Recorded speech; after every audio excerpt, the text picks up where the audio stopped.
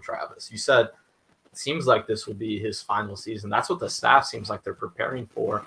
And I guess how certain are you of that? Because, looking into the future, if they're not going to be getting that next quarterback, that 2023 guy, like you said, I mean, the transfer portal is always a possibility, but with Jordan Travis in his future, I guess how sure are you that this will be his last year, or that the staff is in a place that they feel like this is his last year?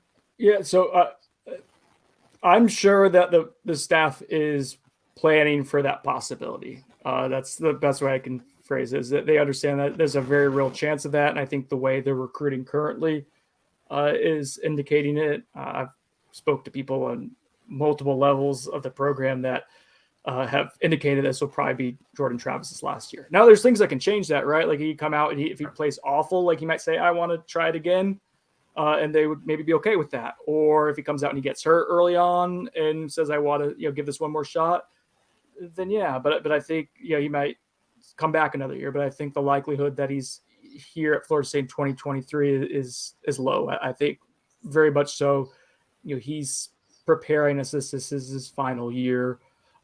Some people are going to laugh at that and scoff and be like, oh, he's not an NFL caliber quarterback. Like, Ben, try telling an alpha athlete who's been in the top 99th percentile and everything they've done their entire life that they're not going to make it. You know what I mean? Right.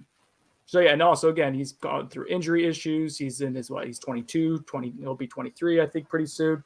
Or he's at least 22. But regardless, like this could be time. Like he's done it. He's really plays a physical style of football, takes a lot of shots. I don't foresee him playing at Florida State again in 2023 right now. Yeah, and I think, kind of the double-edged sword of that discussion, like you discussed, is the fact that if he does go down, it's more likely than not that the staff probably isn't going to be here, because if Jordan Travis isn't playing this season, in my opinion, things aren't going to go the right way, and it is going to be a very ugly season. So it is so Jordan Travis dependent in 2022. Oh, yeah.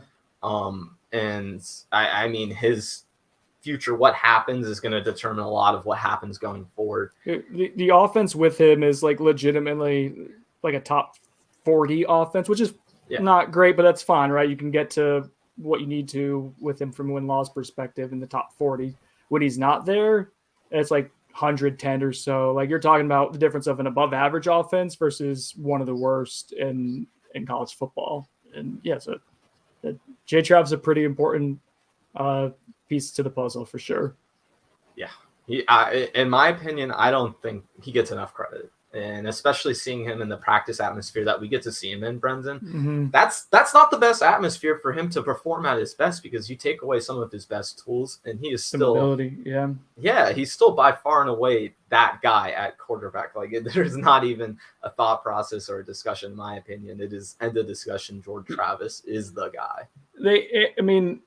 Statistically, it can be tough to measure this stuff. They had probably one of the worst receiving cores in Power 5 this past year, and they had one of the worst offensive lines for the injuries we talked about, or because of the injuries we talked about earlier in Power 5. And he somehow was a top 40 quarterback in passer rating and passer efficiency. I know the stats don't tell the entire story, and they had to do things to kind of protect him, and he's got some limitations as a passer, but if you put him on a roster loaded with skill talent, I think he would be a good quarterback that most people in the college football world know about, rather than this guy who the fan base is split on.